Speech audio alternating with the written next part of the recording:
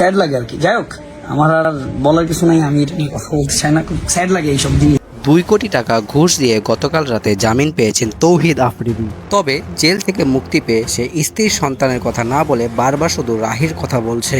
কি করলো সে রাহির সাথে, আর কি বা করতে চাচ্ছে, চলুন বিস্তারিত দেখে আসি। তৌহিদ আফ্রিদি একসময় জনপ্রিয় কন্টেন্ট ক্রিয়েটর, তার পিছনে ছুটত লাখ লাখ জনপ্রতিনিধি। আর সেই তৌহিদ আফ্রিদি কতটা ভয়ঙ্কর তা প্রমাণ করে দিয়েছিল তার বিশ্বস্ত বন্ধু রাহি।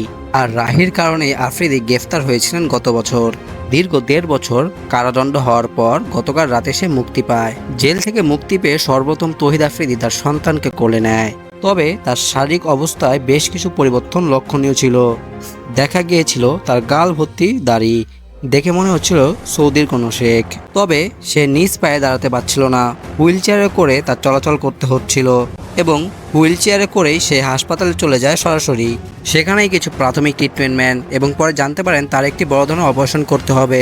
তবে জানা যায় তৌহিদ আফ্রিদিকে রিমান্ড দেওয়ার ফলে তিনি ব্যথা পেয়েছেন, তাই তিনি সহজেই দাঁড়াতে পারছেন না। তবে হাসপাতালে থাকা অবস্থায় তিনি তার সন্তানকে কোলে নিয়ে বারবার রাহির কথা বলতে থাকে। সে রাহির সঙ্গে দেখা করতে চায়।